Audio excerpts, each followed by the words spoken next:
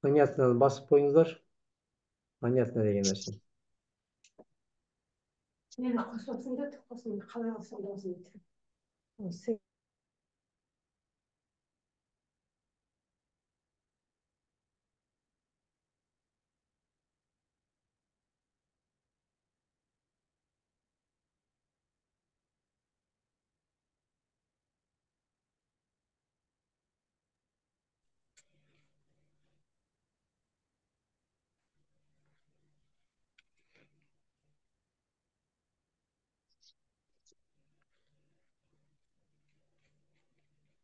Тұрар ханым көрінбейді иә беті. Жоғары отырмасаңыз көрінбей жатсыз. Енді көріндіңіз. Сәлеметсіз. Сіз көп жата қатыспайсыз ғой біздің мынанда неде. Қатыспай кеттіңіз ғой. Кеш жарық барсаңызға. Менің адамдарым көбісі орыс группада жүр. Расулға кіріп жүрмін мен.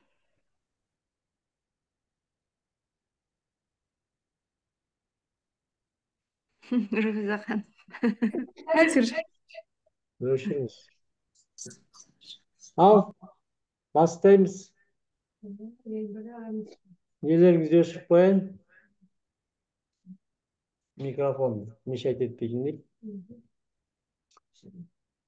Сәттілік пен достық әрқашан бізбен бірге, бақыт пен байлық біздің тағдырымыз. Ғажайып кеш, әлемнің ұлы жеңімпаздары, бақытты, сұлу, әдемі қаншайымдары. Неге өстіп бастаймыз? Өйткені мақтамасақ, біз мақтауды ұмытып қалғанбыз қазіргі заманда. Бір-бірімізді мақтай алмаймыз. Қазір мен сіздерге сөз берсем мақтай алмайсыздар бір сөз. Я жақсы, әдемі, бірдеңе одан басқа айта алмайсыздар. Өйткені неге өйттік? Қазір мен негіз бастағанда басқадай бастауым керек болған. Соны ертеңнен бастап айтамын жөндеп, қалай бастау керек екенін. Кішкентай балаларды, кішкентай кезімізде бізді не істеді? Мақтаған жоқ ешкім. Ой, сен мықтысың, сен күштісің, сен қолынан келеді, сен бүйтесің. Қайсыңызды айтты?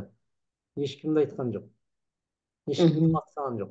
Наоборот, бірдеңе бүлдірсек, бірдеңе істеп қойсақ, төбемізден соғып әкеміз танытты. Оңбаған. Көзіңе қарамайсың ба? Өйтпейсің ба? Қаншама нелер бар, да?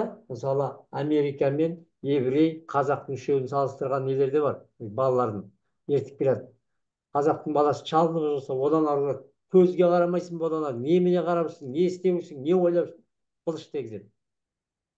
Ал еврейдің баласы шалынса, ойбай, қалай, не болып қалды, не жығылдың, малада ештеңе жоқ, бәрі жақсы болады, күшті болады, жаным сол, қай жерің ауырып қалды деп жапылдайды. Америкада солай. Бізде қазақта басқадай өсірген.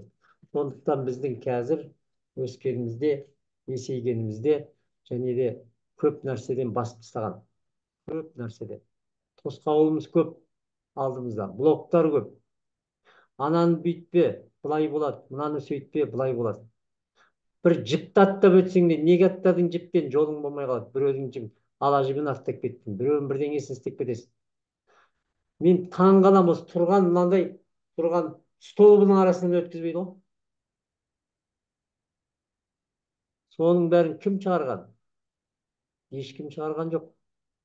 Санасыз адамдар шығарған. Әйтеуір бірдеңені айта салған, сонымен жайылып кеткен. Енді мен өзім таныстырып кетейін. Менің атым Жігер, фамилиям Сманов. Алматыда тұрамын. Өмір бақи өзімнің арманым водитель болған, сонымен водитель болып жұмыс істеп келдім. Енді келесі арманым сабақ беру болған. Адамдарды бақыт жасасам, өмірлерін өзгертсем деген оймен осы арманым осында жетелеп алып келді мен. Кішкентай кезімнен ішіме машина кіріп, машина айдағым келеді. Содан мен мектепті бітіргеннен кейін оқуға да барғым келген жоқ. Мен водитель боламын деп. Сол арманым мені өкімет өзі апарып, өздері оқытып, алып жатқан зарплатының жартысын еще төлеп, жолыма тамағыма өкімет маған өздері төлеп оқытқан. Одан кейін арманым жаңағы машина айдау керек болды, үлкен. Оны да айдадым. Ел аралағым келді, оны да аралап келдім. Бастық тасығым келді, оны да тасыдым. Бәрі істедім. Ендігі арманым осы сабақ беру, оған сабақ беріп жатыр. Енді 8 жаттығу, ол супержамп деген не? Супержамп деген адамға энергия беретін. Жай әншейін 8 жаттығу. Осы заманға келген, осы ғасырда ғана келіп отқан. Бұл супержампты Россияның миллиардері Владимир Викторович Довгин деген Петр Сиркин екеуі 39 жыл зерттеп, 4,5 миллион долларын құртып, бүткіл әлемнен жаттығулар іздеп, барлық ол адамдармен бірге отырып сөйлесіп, қандай іс-әрекетпен жетістікке жетіп жатқандарын сұрап, мықты ұстаздардан, мұғалімдерден, кемеңгер адамдардан, ол адамдармен ақылдасып отырып, 300 жаттығу алып келген. Сол 300-дің ішіне зерттеп, осы 8 жаттығуды қалдырған. Эффективно, тез жұмыс істейтін, адамның өмірін 10 күнде өзгертетін 8 жаттығу. Бұл 8 жаттығудың 5-еуі адамның энергиясын жоғарғы деңгейге көтереді.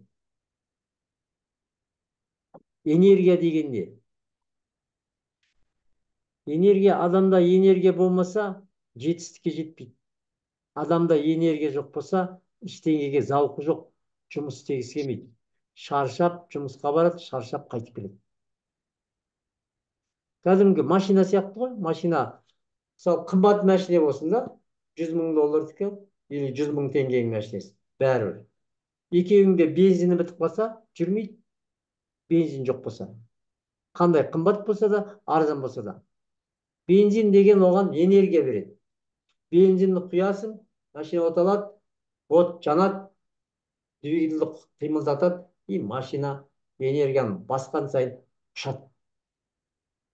Адамда да сол. Адамда да сол. Энергия жоқ болса, еш нәрсеге зауқы жоқ болады. Жолы болмайды. Шаршайды да жүреді. Қиналады да жүреді. Сондықтан бұл жерде 5 жаттығу энергияны көтереді адамды. Мықты деңгейге. Ал 3-еуі түсіп кетпес үшін ұстап тұрады. Оның 1-еуі өз ойымның қожайыны деген. Ертең сол сабақты өтеміз. Оған түсінесіздер. Екіншісі өз сезімнің қожайыны деген. Адам өзінің сезімін қадағаламаса, қалай нәрсеге барады. Оның да сабағы болады. Үшіншісі улы ақпараттан қорғану дейді. Улы, мына мидың бәрін улайды екенбіз. Жаман ақпараттар көріп, жаман нәрселер естіп, өсек сияқты тыңдап, миымызды улайды екенбіз. Оның да сабағы болады. Сол 3-еуі энергияны адам көп жеп қояды екен. Сондықтан адамда энергия таусылған сайын, ол ешқандай жұмыста істемейді, алдыға да жылжи алмайды, ештеңеге зауқы жоқ, өспейді, өнбейді, бақытты болмайды. Сондықтан осы 8 жаттығу оңай жаттығу. Адамға ең пайдалы, ең керек нәрсе. Супержамптың бұл 8 жаттығуында, бұл жерде 8 сабақта бізде 3 нәрсе жоқ. Біреу религия, дін туралы ештеңе айтпаймыз. Бұл жерде бәріміз бір адамбыз, бір қалыпты адамбыз. Екінші, политика жолы. Сөз болмайды. Политикаға шатағымыз жоқ. Біз адамдарды өзімізді бақыт жасаумен алсамыз. Үшінші, бизнес туралы айтпайсыздар бұнда. Ананы сатам, мынаны сатам деген сияқты. Негатив сөздер, сондайларды бұнда тасымаймыз. Ештеңе айтпаймыз.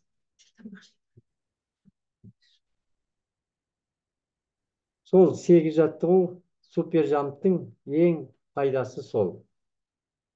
Содан кейін бұл жерде күлуді үйренеміз, мақтауды үйренеміз бір-бірімізді, жақсы сөз беріп, сыйлауды үйренеміз. Бұл жерде түсінеміз.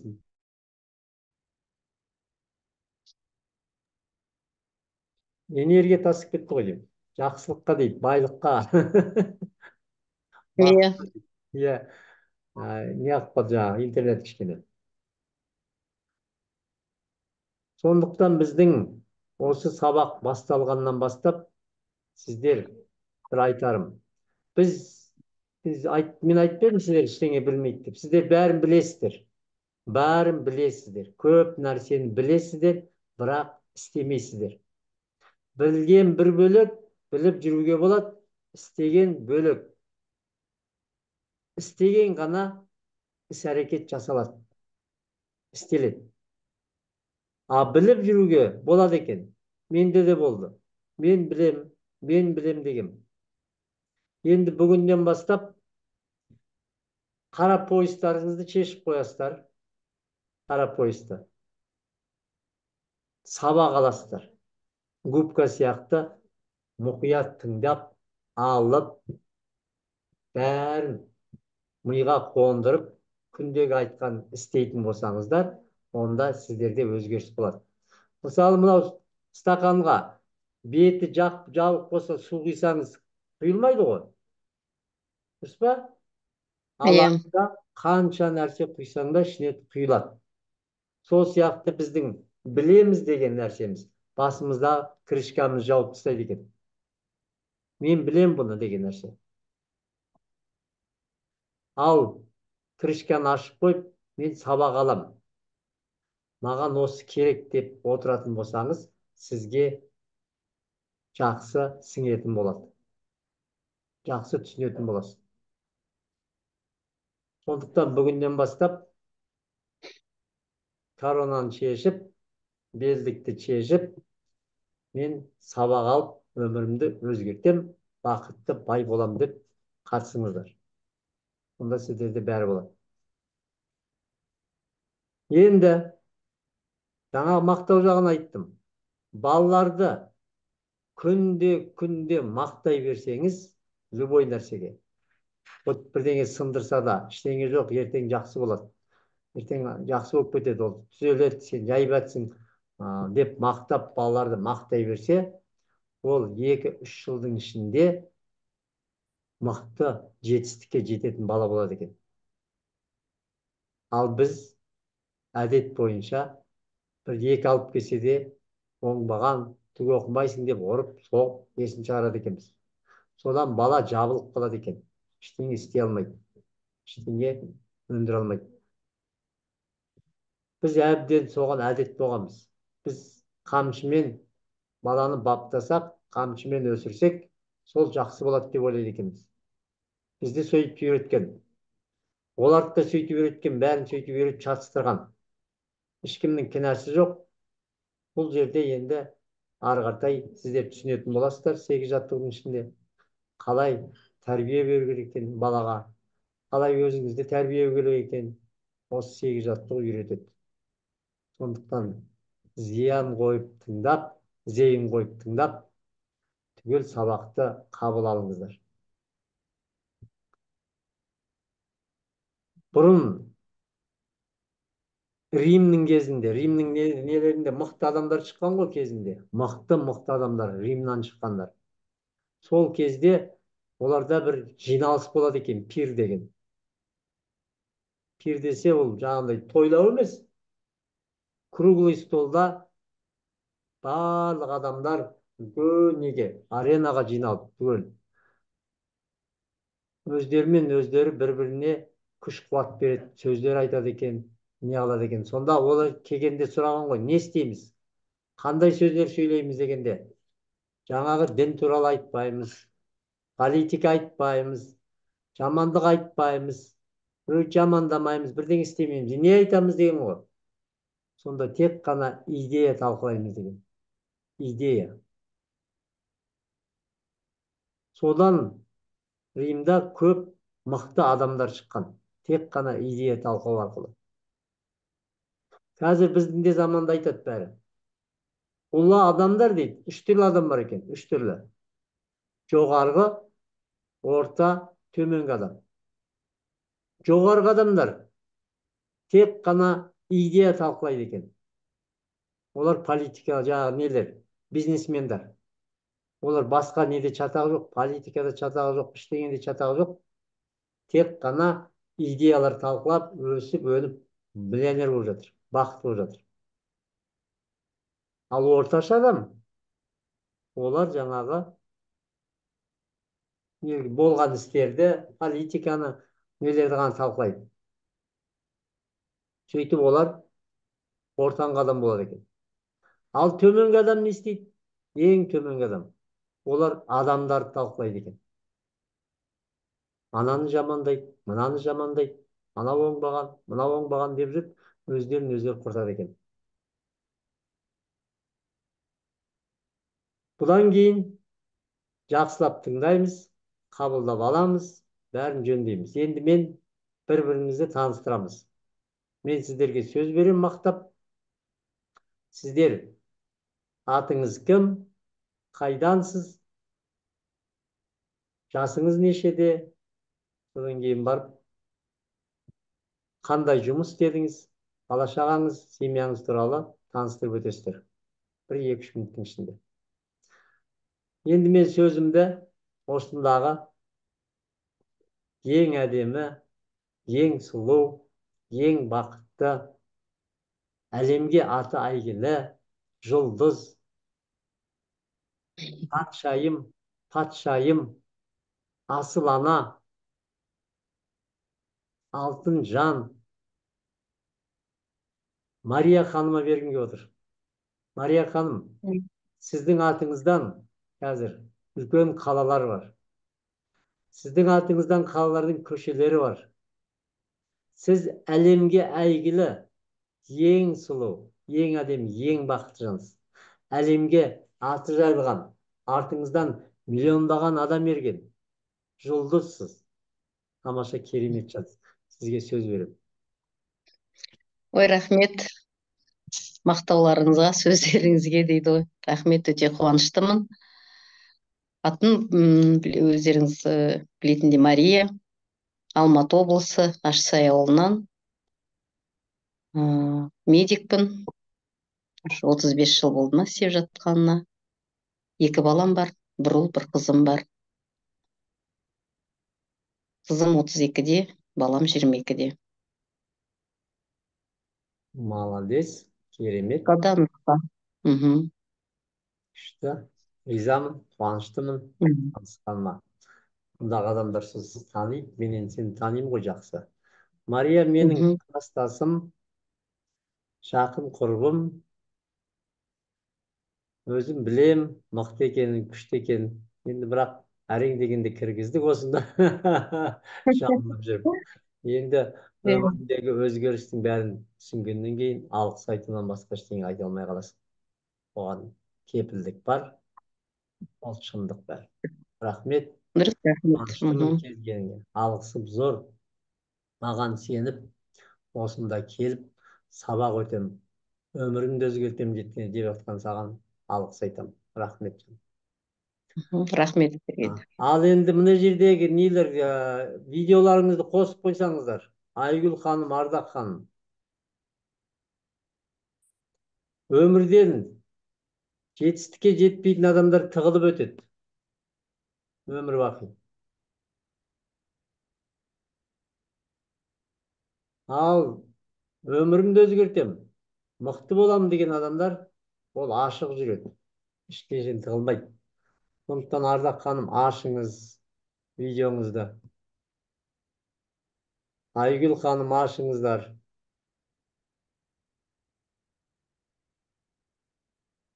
Ашыңыздар. Ардақ ханым. Сабақ алуға келсеңіз, білім алам десеңіз, онда ашыңыз.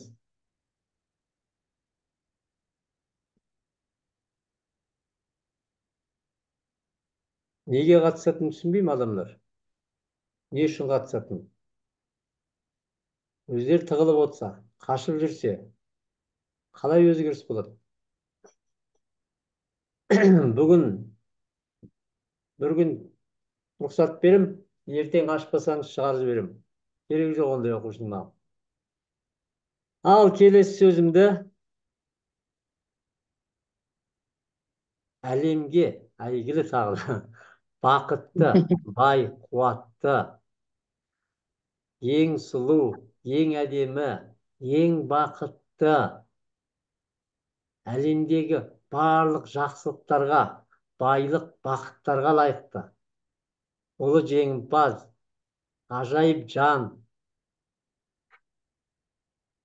Шырын ханыма бергім келеді. Шырын ханым, қайдасыз?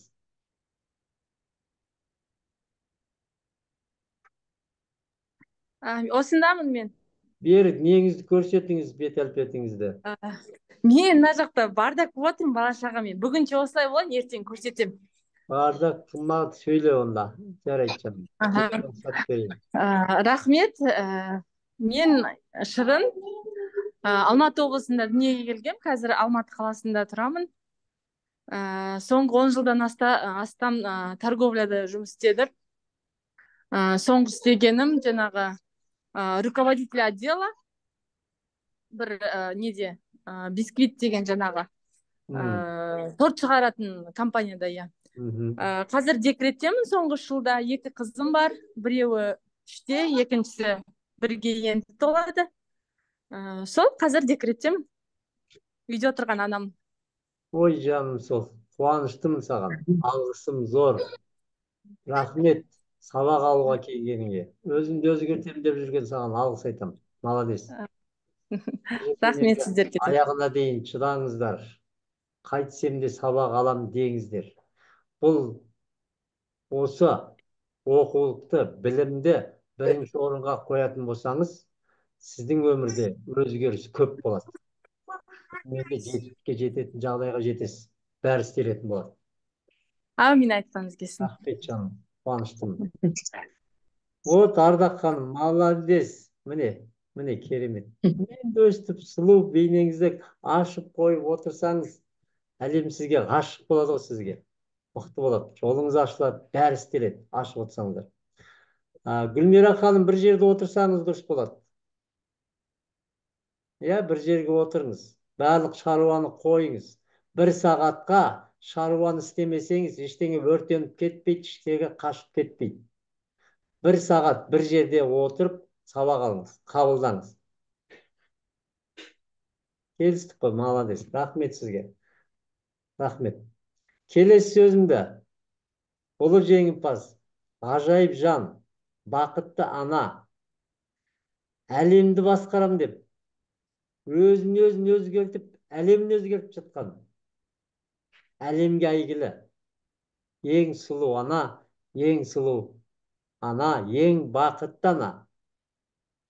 Ғажайып жан, Айгүл ханыма бергім келді. Айгүл ханым. Молодец о кісі. Осында келіп, өзін өзгертіп, бүткіл әлемге мен осыны таратам деп жатқан.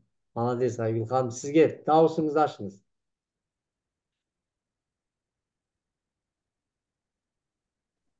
Саламатсыздар. Жаңа келген ханшайымдар, жолдарыңызға гүл бітсін.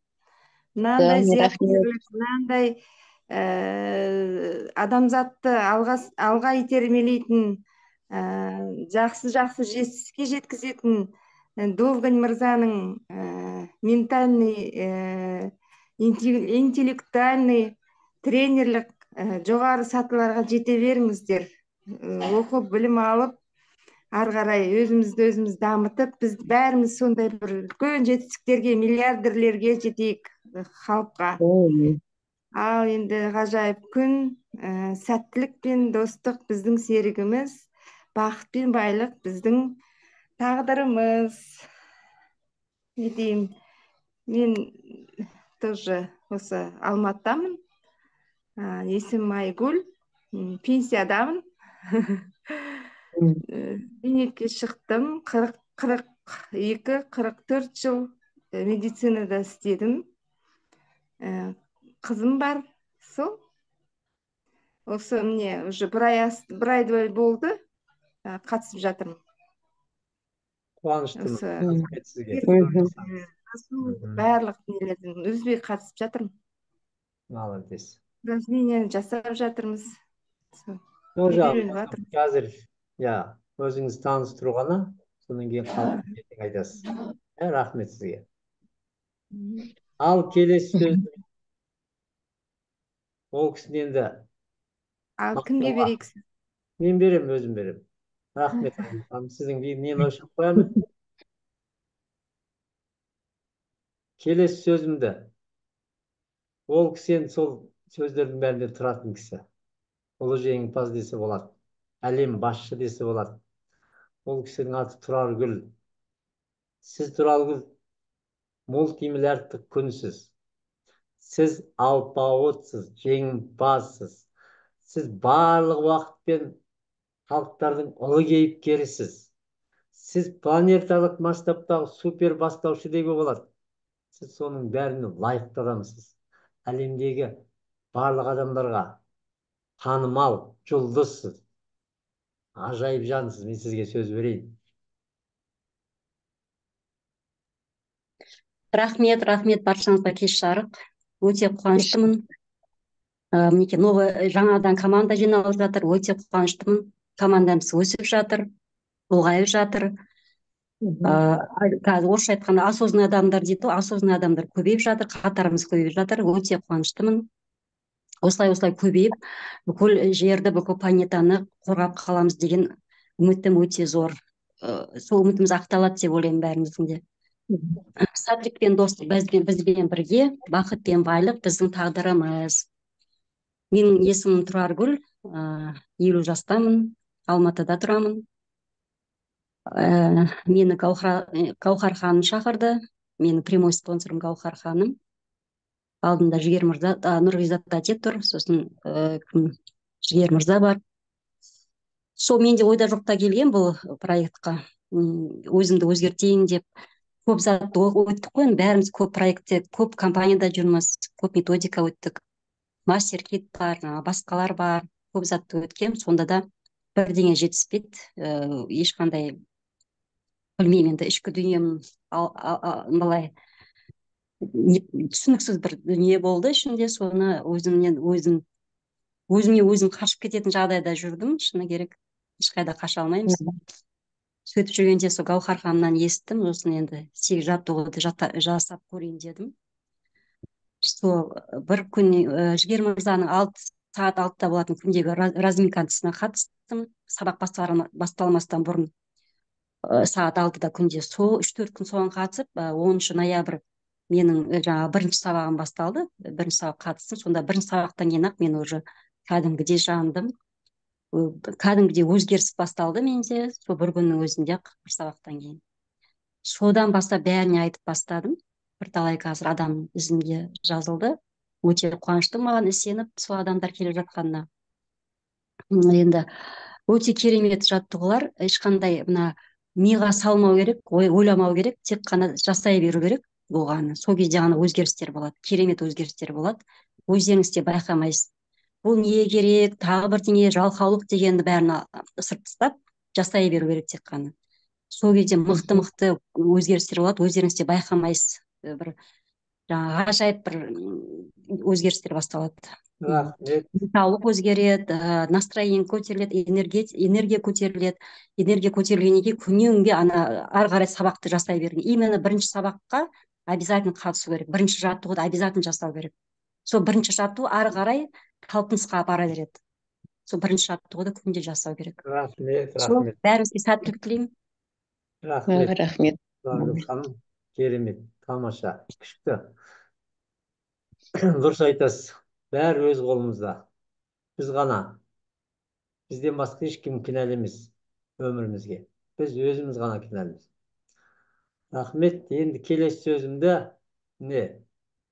Ең әдемі, ең сұлу, ең бақытты, ажайып жан, Ардақ ханым сізге бергенге отыр. Сіз супер бастаушы гауһарсыз. Сіздің атыңыз сәттілік. Сіз сұлулық патшайымысыз. Сіз тарихиға аңызға айналған батырсыз. Сіз әлемді өзгертем, өзімді өзгертем деп жатқан ең ұлы жеңімпазсыз. Сіздің артыңыздан қалалар бар. Сіздің артыңыздан пароходтар жүзіп жатыр. Сіздің артыңыздан Ардақ деген космостағы ракеталар ұшып жатыр. Сіз әлемге әйгілі ең мықты жұлдызсыз. Сізге сөз беремін. Рахмет. Кеш жарық барлықтарыңызға. Кеш жарық. Сөз бергеніңізге рахмет. Мен Шымкент қаласынан боламын. Негізі бұл неге проектке тоже ойламаған жерден келіп қалдым. Айткүл әпке бар еді, таныс. Біз не алып, ол кісіден өзі зат алып тұратынбыз. Сол кісі арқылы келдім. Потом Тұраргүл апайдың несіне командасына қосылдым ау деймін. Өзім әлі толық танымаймын ол кісілерді, бірақ не қылдым, қосылдым. Одан кейін кеше бір 4 күн ба 5 күн Салтанат апайдың несінде эфирінде болдым. Ұнады. Жаттығулардың бәрі ұнап жатыр. Енді күнделікті жасауға тырысып жатырмын. Енді толық жасап жатырмын деп айта алмаймын, бірақ жасауға тырысып жатырмын. Жайлап үйренетін шығармын деймін. Себебі өзіме ұнап жатыр. Сол үшін ұнайды, жақсы. Ары қарай жалғастырамын, Құдай қаласа. Бақыттымын, қуаныштымын. Келгеніңізге рахмет. Алғыс айтамын сізге. Бүткіл әлемнің, бүткіл Рахмет, сіздерге де рахмет. Өзгертуді бастағаныңыз үшін сізге қуаныштымын. Мен бір адам өзін өзі өзгертіп, бір адам бақытты жатса қуанамын. Алғыс айтамын бәріңізге. Молодец. Ал енді келесі сөзді мен осындағы ең әдемі, ең сұлу, ең бақытты, ханшайым, патшайым Гүлмарал ханымға бергім келеді. Гүлмарал ханым, сіздің керемет атыңызды ұрпақтарыңыз мыңдаған жылдар бойы есте қалдырады. Немерелер мен шөберелер сізді мақтан тұтатын болады. Сіз біздің заманымыздың көрнекті данышпанысыз. Сіздің артыңыздан көшелер де бар. Сіздің артыңыздан қалалар бар. Сіз деген адамдарды құтқару үшін жерге түскен жақсы алпауытсыз. Сіз әлемдегі ең бақытты, ең асыл, ең сұлу жансыз. Сізге сөз берейін. Дауысыңызды ашыңыз. Микрофоны. Молодец. Саламатсыздар ма? Кеш жарық. Менің есімім Гүлмарал, сол пенсиядамын, мен де пенсионер. Неше жыл сетевой компанияларда жүрмін. Сонымен кешесі Қарлығаш деген танысым. Марал, сенің қасыңа позитивный адамдар келгенін қалайсың ба? Осы сабаққа қатыс деп маған берген. Сонымен осыған Тұраргүл ханымның командасы шығар деймін, сол қосылдым, тіркелдім, иә. Құдай қаласа көшеден жақсы сабақ алып, жақсы нелер алам деп ойлаймын енді. Сол сәттілік тілеймін барлықтарыңызға. Керемет. Қуаныштым. Рахмет. Ақшасын төлеп кәдімгі кірдіңіз ғой. Иә. Молодец. Дұрыс. Бұл әлемде құны жоқ нәрсе жоқ, бәрінің құны бар. Оказывается, ақшасын төлемесе адам, Алла тағала бәрі алады екен адам. Қайтсе де. Энергия обмен болу керек екен. Энергия обмен. Төлейсіз, аласыз. Қара суға да төлейміз ғой. Қара суға да төлейміз. Бос жатқан суға да төлейміз. Барлық нәрсеге төлейміз. Неге? Өйткені ол бізге шынымен жақсы ниетімен кесін десек, құнын төлеп алуымыз керек екен. Рахмет сізге. Көп жасаңыз. Қуаныштымын келгеніңізге. Ал неден Бақытгүл ханым қосыла алмай отыр? Жақсы, Нұрғиза апай енді осы жердің лидері, ең бақытты, ең ғажайып, ең асыл, ұлы жан, әлемдегі адамдардың бәрін емдеп жүрген, мықты емші, қолының күш қуаты көп, асып тасып жатқан, осындағы бірдей адамды алып кеп бақытты қылып жасап жатқан, үлесін қосып жатқан ең мықты адам. Нұрғиз апай, сіз ұлттықтан жоғарғы жеңімпазсыз. Сіз миллиардтаған адамдарға жол ашатын жарқыраған жұлдызсыз. Сіз әлемдегі ең танымал, ең бақытты ұлы адамсыз. Сізге сөз берейін. Дауысыңызды.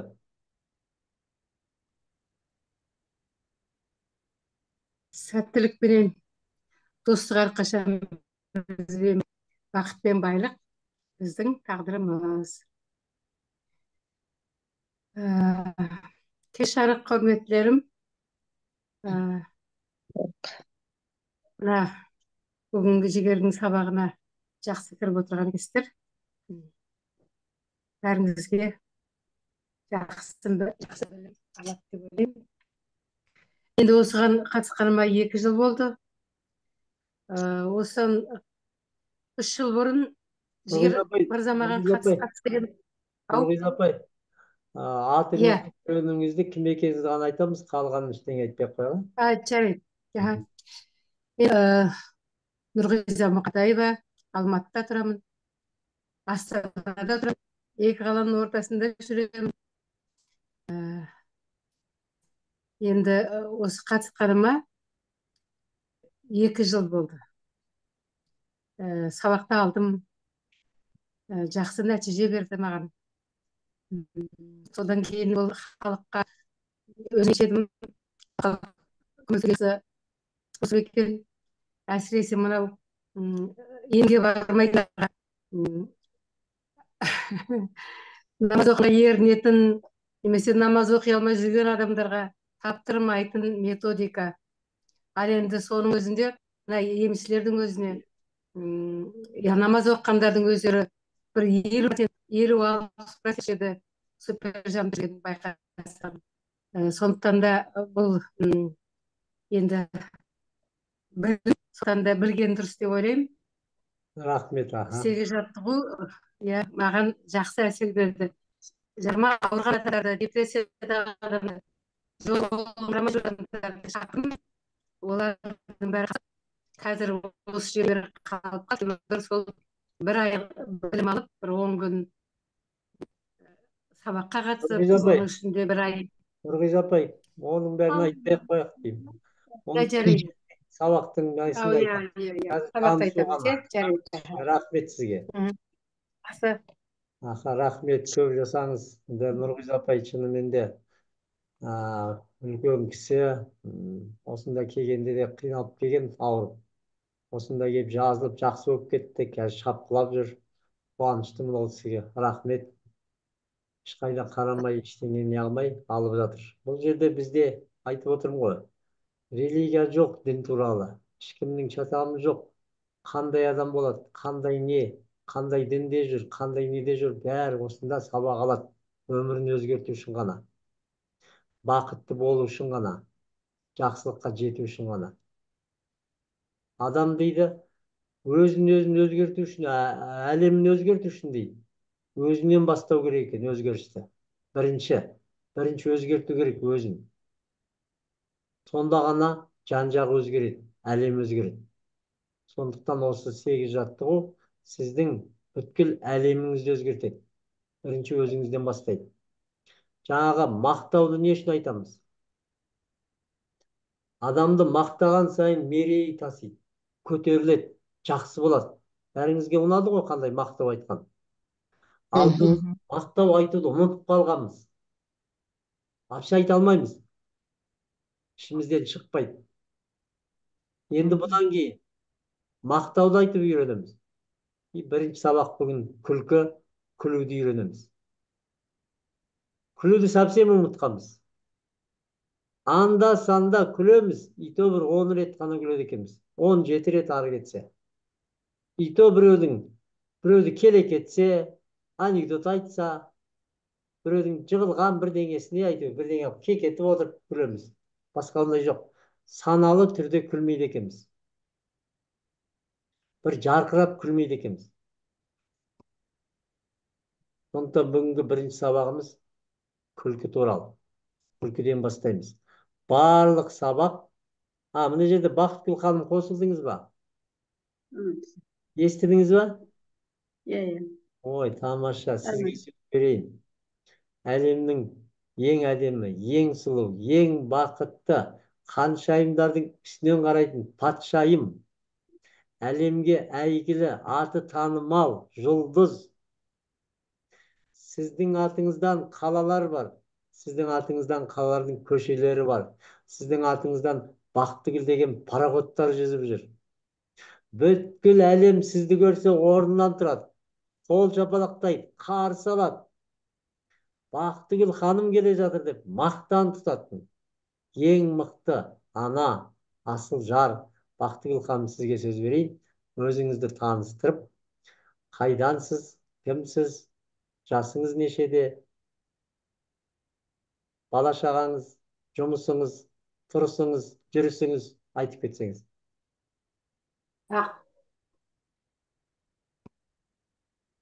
Бақтыгүл. Айта беріңіз. Сөйлей беріңіз. Бақтыгүл ханым, сөйлеңіз.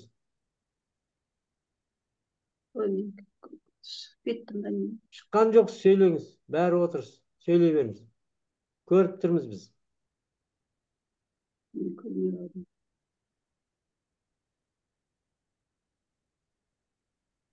Нұрғиза апай, сіздің дауысыңыз естілмейді. Біреу үшін сөйлемеңіз, өз жауап берсін. Ал сөйлей беріңіз, Бақтыгүл ханым, естіп тұрмыз сізді. Шыққан жоқсыз, осында отырсыз. Пока сөйлеңіз, потом түзеп аласыз. Давайте. Атыңыз?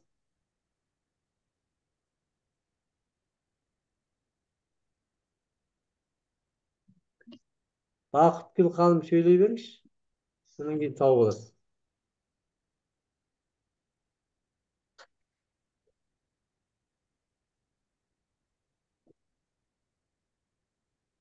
Жарайды, он кісі.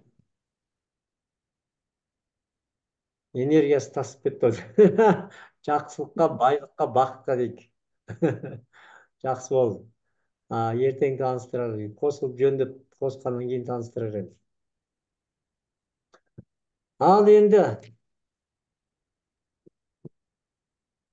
біз бұл дүниеге келген миссиямыз бар екен. Бұл дүниеге келген кезде бізге Алла тағала бәрін берген екен. Бәрін берген. Бақытты да, байлықты да бәрін берген. Лидерлікті да берген. Біз соны осы мектептен, садиктен бастап, мектепте, университетте, барлық жерде басып, әбден басып тастаған. Сондықтан біз күлкіні де білмейміз. Мақтауды да білмейміз. Кішкентай кезімізде тырқылдап күліп жүрсек, не дейді әкешіміз? Не болды сонша шулап, тырқылдап күл? Барыңдар арқадай күлмей, кетіңдер деп қойып жіберуші еді ғой, ұрсы. Содан біз күлкі басылған. Енді есейе кеп күлсек, немене соншама? Ыржың ет. Есейдің емес пе? Ер жеттің, семья болдың. Серьезный болсашы деп. Одан ары тағы басып тастаған. И және причинасыз күлген жынды деген, жаман деген. Бәрі айтады, күлсең немене ыржыңдап тұрсың? Неменеге мәз болып тұрсың? Неменеге жетісіп тұрсың деп басып тастаған. Ал оказывается, ол ең мықты нәрсе екен. Күліп жүрген адамның көңілі тоқ болады екен. Күліп жүрген адам күн сияқты жарқырап жүреді екен. Сол күліп жүрген кезде Алла тағала жақсы көреді екен бізді. Біз өйткені жанады екенбіз. Анау Сократ айтқан ғой. Әр адамның ішінде күні бар дейді. Соны жарыққа шығарыңдар дейді. Ал біз оны жауып тастағанбыз күнді. Күлмейміз. Қаталмыз. Серьезнымыз. Бізге айтты ғой. Есейгеннен кейін серьезный болыңдар. Қатал болыңдар. Тәрбие ету керек. Түк ұстау керек. Нық болу керек деп. Ешкім айтпады. күліп жүрсең күшті боласың деп. Ал қазір біз түсіндік. Осы күлкіні Род Гудман деген мықты профессор зерттеген екен. Кішкентай балалар не қылып шауып жүреді? Зымырайды да жүреді. 5 жасқа дейін олар 400 рет күледі екен. 400 рет күніне. Сондықтан оларда энергия көп. Шапқылайды да жүреді. Апалар айтып отырушы еді ғой. Бір кішкентай бала бір кемпірді өлтіреді деп. Сөрелейді де жүреді ғой. Вот сол кезде оның күлген сайын энергиялар көбейеді екен. Соны Род Гудман тексерген екен.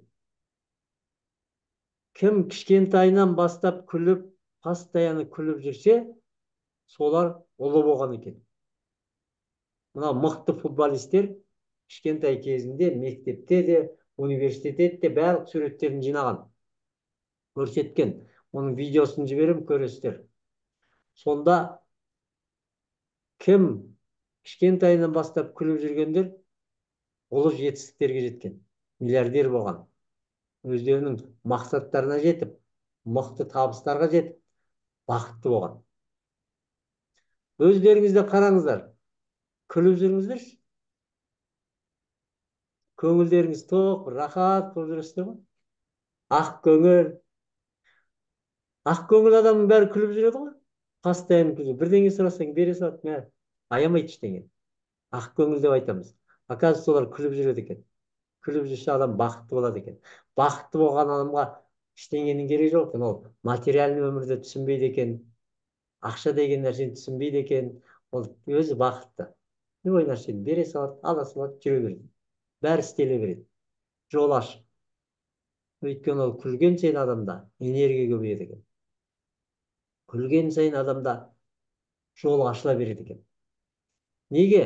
Өйткені сіз күліп жүргенде сіз деген кәдімгі свет сияқты жарқырайды екенсіз. Жанады екенсіз. Бәрі ашылады екен. Сол кезде Алла тағала көреді екен да, міне, мына адам жанды, керемет, бұл әлемге пайдасы бар, жақсылық жасайды, арамдық істемейді, бұл ақ көңіл күшті деп, жаңағы жаман жақтан алып жақсы жаққа қояды екен. Сонда сіз жақсы адамдардың қатарына еніп, сол жерде күшті болады екенсіз. Сондықтан бұдан кейін күлкі жаттығуын жасайтын боламыз.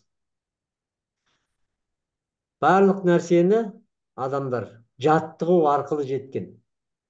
Спортта да, басқа нәрседе де, жұмысқа барсаңыз да күнде жұмыс деп соны үйреніп жүріп, жасап, кейін соған мастер боласыз ғой. Спортта да сол, жүгіріп жүрген адамдар, футболшылар аяқ асты сразу жұлдыз болып кеткен жоқ қой. Постоянно жаттығу арқылы сол жетістікке жетті. Постоянно, тоқтамай, тынбай істей беріп. Ал біз енді күніне 200 күлкі жасау арқылы бақытқа ішімізді толтырып, жетістікке жететін боламыз. Ол үшін не істейміз? Екі түрлі күлкі бар.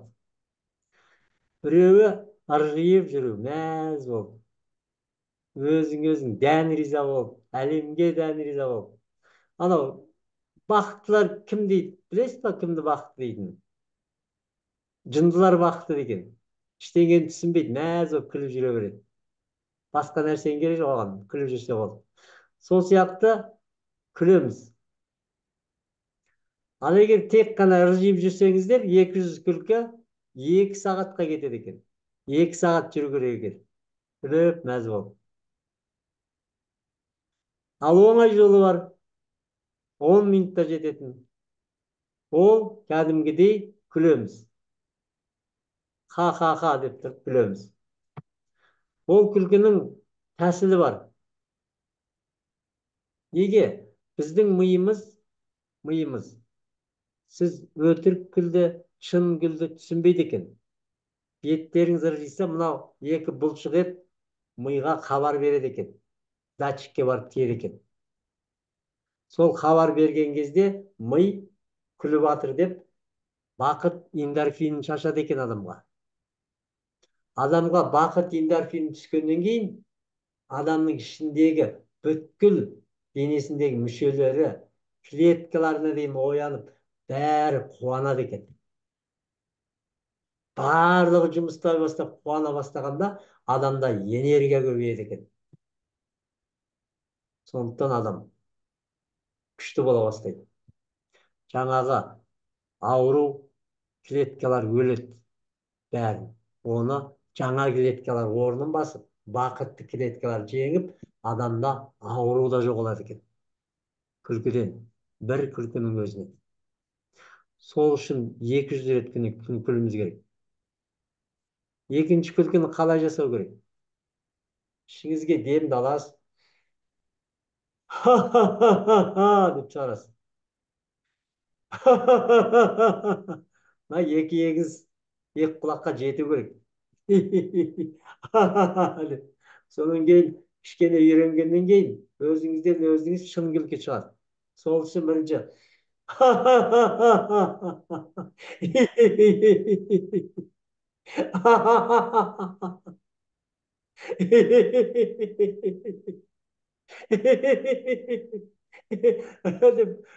күле бастағанда адам өзінен өзі күлкі келеді де шығады екен. Сізден настроение көтеріледі, тамаша, әлемге дән риза, молодец боласың. И жолыңыз ашыла бастайды екен. Керемет нәрсе бұл.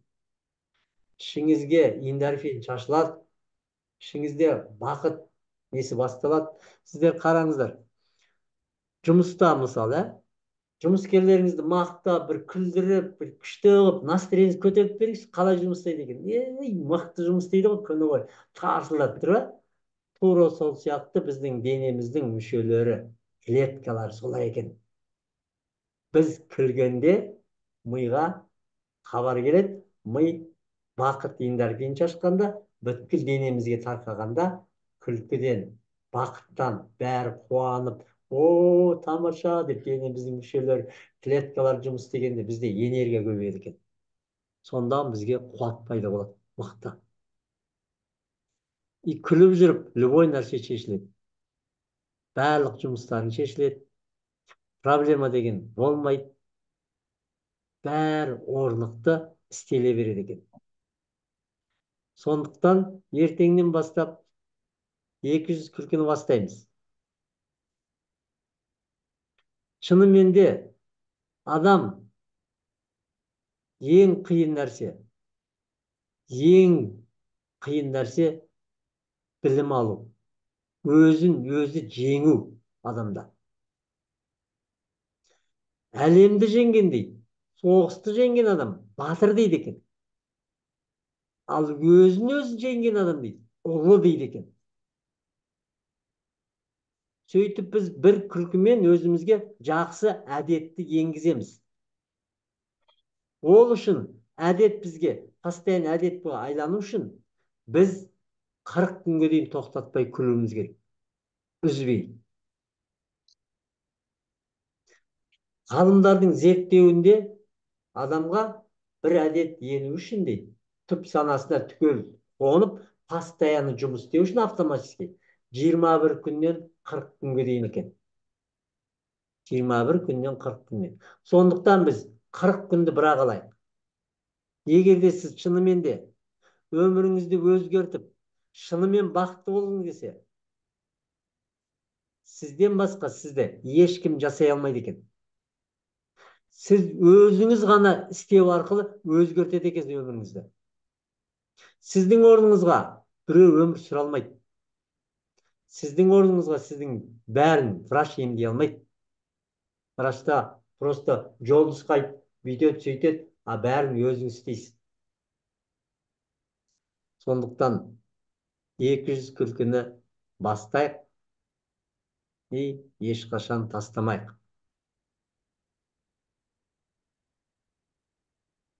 Елу жыл болды, бәрілеріңіз 50-ден астыңыздар ғой. 50 жыл өмір сүрдіңіздер. 50 жыл күлген жоқсыздар. Өмірлеріңізде өзгеріс болды ма? Ештеңе болған жоқ. Осы заманда өзгеріс болып күліп жүргендеріңізде сіздер миллиардер болып, бұндай білім алмас едіңіздер. Шалқып, қыдырып жүретін едіңіздер. Значит, өзгеріс болмады ма? Енді өзгерісті енгізейік. Ерінбейік. Миымыз біздің жалқау. Миға көнбеңіздер. Мен күлем деп, күнде план қойып күле беріңіздер. Өзіңізді өзгертсеңіз ғана әлеміңіз өзгереді. Жан-жағыңыз өзгереді. Отношение жақсы болады. Сол бәрін жасау үшін бірінші өзіңізден бастауыңыз керек. Бірінші қадамды өзіңіз жасауыңыз керек. Сондықтан ертеңнен бастап, таңертеңнен бастап 200 күлкі. Кешке жақын күлмеңіздер. Энергияларыңыз көтеріп ұйықтай алмай қаласыздар. Ұйқы ашып кетеді. Энергия көп. Не істесем екен деп түнімен жағы үйді жуып, үйді ақтап, үйді бұзып қайттан орнына қойып жинап жүресіздер. Энергия көп. Көп адам сөйткен. Кешке жақын энергиялар тасып, түнімен үй жинап, үйін реттеп, көшіп тастаған үшін. Күліп жүр. Настроение күшті адам бәрін істейді ғой. Настроение болған кезде, бәрі тамаша болған кезде, сіз кеттік десе бір жаққа, кеттік деп кете бересіз, ештеңе ойламайсыз. Вперед. Өйткені сізде энергия тасып тұр. Не істесем екен тағы, не қылсам екен, не жасасам екен дейсіз. Сондықтан ертең 200 күлкені жасаймыз. Таңертең 6-да менің сабағым бар. 9:40-та күлкі жаттығу бар. Қатысам десеңіздер бәрін чатқа салып отырам. Қалаған нелеріңізге кіріп қатысыңыздар. Жеке жасаймын десеңіздер, онда таспиқты аласыздар. Әр күлгені. Біреу, екеу, үшеу, төртеу, бесеу. Кейбір адам күле алмайды. Оған қалай үйренуге болады? Бүйтіп аласыз да, ха! Бірінші бір-ақ рет. Ха! Екінші рет, 2 рет. Үшінші рет, 3 рет. Ха! Төртінші рет, 4 рет. Ха! Бесінші рет, 5 рет.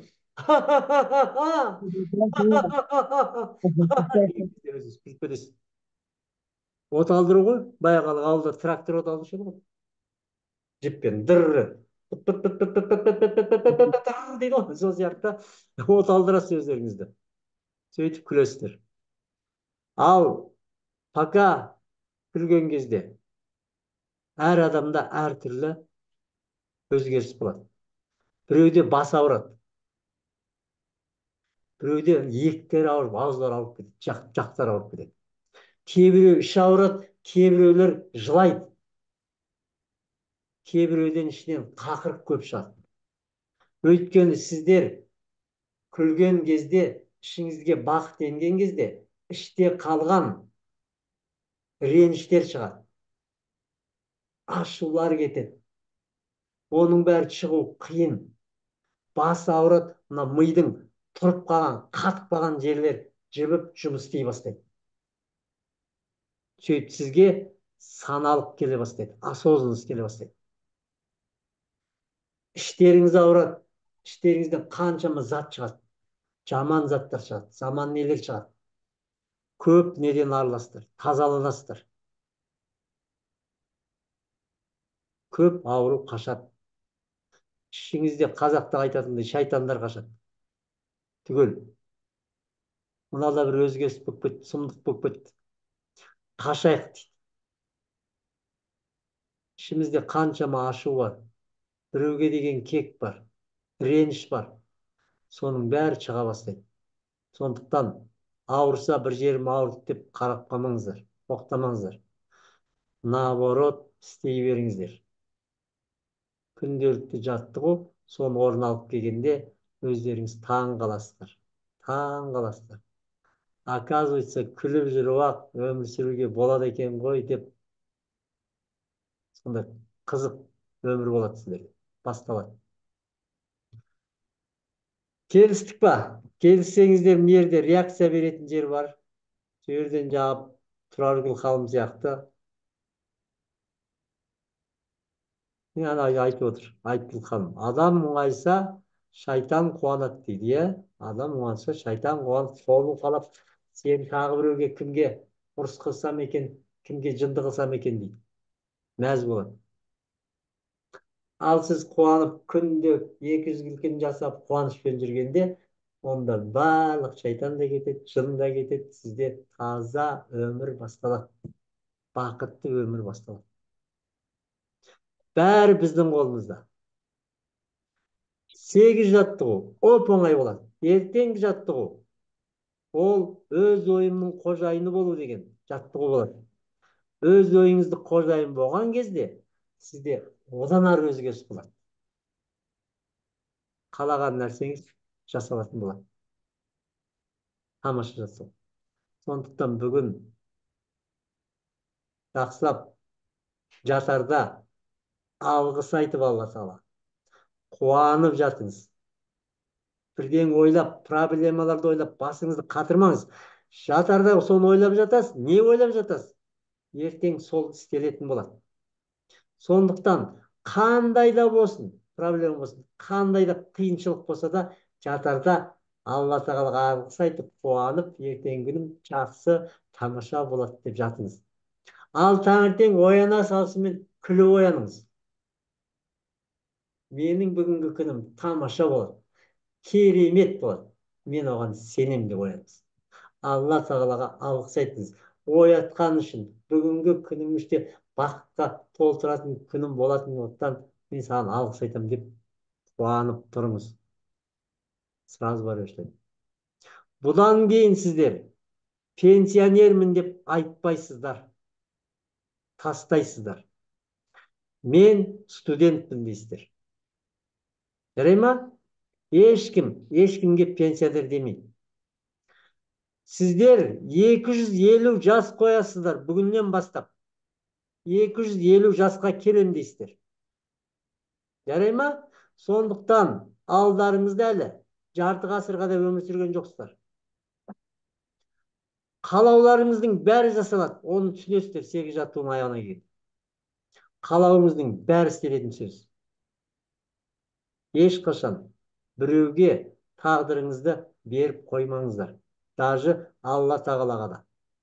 Алла Тағала сіздердің қалауларыңызды ғана жасайды. Естеріңізде болсын. Армандарыңызды ғана орындайды. Не ойлайсыз, соны жасайтын. Сондықтан бүгіннен бастап тағдырларыңызды қолға ұстайсыздар.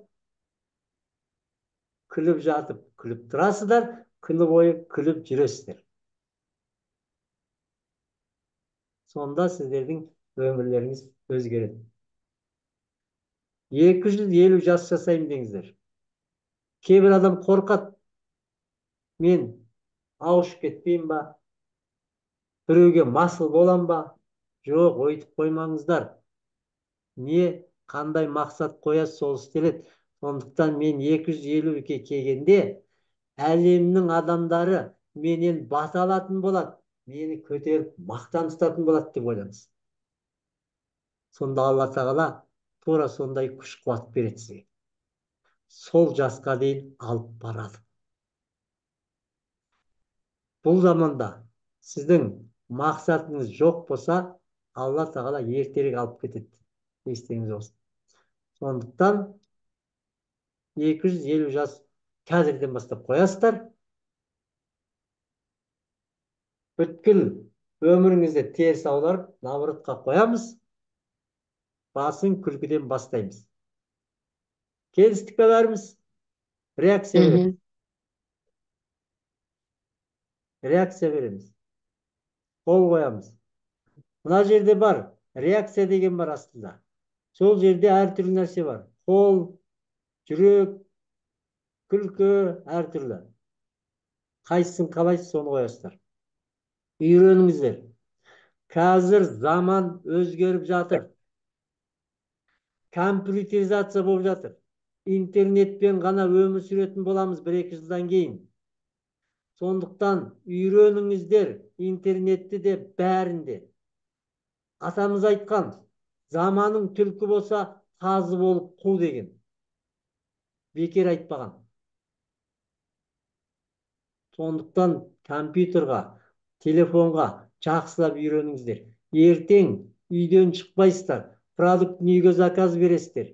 Кийимди өздері әкеп берет. Бәрін өздері істейтін болады. Магазин жоқ болады. Жаңағы больницада жабылады. Көресіздер.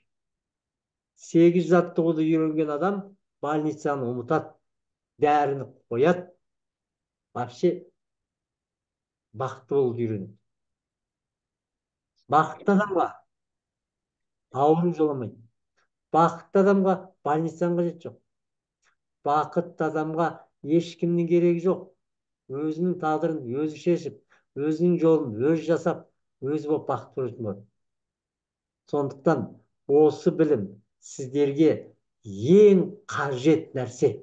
Бүткіл әлем алу керек. Осы техниканы әлем үйрену, әлем адамдар. Барлық адам үйрену. Сондықтан бір күн сабақ жіберсеңіздер, бір сабақты тыңдамай қаласыздар. Екінші қайталамайын. Және де видеосын жауып отқан адамдарды шығарып жіберем. Керек жоғын. Алғыңыз келсе ма? Видеоны ашық отырыңыз. Сонда ғана сізде бәрі жасалады. Энергия көзбе көз беріледі. Энергия керек болса. Алғыңыз келсе. Ал жасырып отырасыздар, екінші күн шығарып жіберем. Келістік қой. Рахмет сіздерге. Қуаныштымын. Бүгін енді 1 сағатқа жеттік.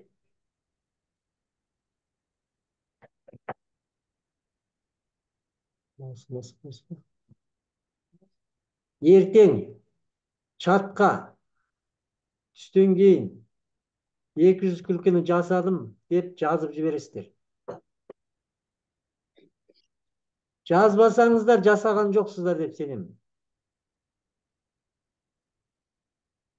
Сіздерге бақытты өмір сүргіңіз келсе, мықты болғыңыз келсе, онда чатқа жазасыздар. Ал чатқа жазған адам шындықты жазыңыздар. Шындықты айтыңыздар. Өздеріңіз өмірлеріңіз шынымен де өзгерді десеңіздер, всегда шындықты болайық. Супержантта тек қана шындық айтатындар керек. Жасырмаймыз ештеңе, алдамаймыз.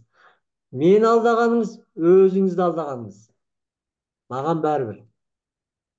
Сондықтан ертеңнен бастап чатқа жазасыздар. Мен 200 күлкіні жасадым. Келістік қой. Реакция қоямыз. Рахмет сіздерге. Қуаныштымын. Кім келіспеді? Ешқайсысы келіспедіңдер ме? Ардақ келісті, Мария ханым келісті. Айтгүл ханым, сіз келісесіз ба? Жоқ, оқтаумен жүресіз ба? Келісемін сізбен, Жігер мырза. Сіз деген ұлы жеңімпазсыз, мықтысыз ғой. Шұрыл ханым, сіз барсыз ба, жоқсыз ба? Бармын. Жаным, сол енді не беріп отырсайшы? Бердім ғой, реакция беріп отырмын ғой. Бердің ба? Ай, көрмей қалым ғой. Кешірім сұрайым. Ал, мен бір әдетім бар, бата беретін. Сіздерге батамды берейін. Ертең күндеріңізге. Не Құдайымыз оңлайды. Алла тағаламыз қолдайды, қорғайды, тілектерімізді орындайды. Бақытта береді, қалауымыздың бәрін жасайды. Оған сеніңіздер. Сондықтан Алла тағалаға алғыс айтамыз. Беріп жатқан, жасап жатқан жақсылықтар үшін. Әр күнімізді бақытқа толтырып, денсаулығымызды мықты қылып жатқан үшін алғыс айтамыз. Әр күнімізді қызықты қылып, бала шағамызды бақытты қылып жатқан үшін алғыс айтамыз. Қалауымыздың бәрін жасап, арманымызға жеткізіп жатқан Алла тағалаға алғыс айтамыз. Сондықтан ертеңгі күндеріңіз жақсылыққа толы болады, сәтті болады, табысты болады. Қалауларымыз жасалып, армандарымыз орындалып, мақсаттарымызға жететін күн болады. Ертең сіздердің тамаша бақытты күндеріңіз болады. Сондықтан үйлеріңізден жақсылық кетпесін. іші үлбіл мен бүлбүлге, бақыт пен байлыққа толсын. Немере мен шөбереге толып, бала шағаларымыз бақытты болып, ұзақ өмір сүргізген. Ол ұзақ өмірлеріміздің әр күні қызықты, әр күні табысты, әр күні бақытқа толы, әр күні жақсылыққа толы бола берсін, бола берсін, бола берсін. Сәттілік серіктеріңіз болсын. Ертең 8-тен кешіксеңіздер, есік жабылады. Бүгін кешірімді күн, бірінші күн болғаннан кейін. Кешікпеңіздер, келістік. Рахмет сіздерге. Алғысым зор.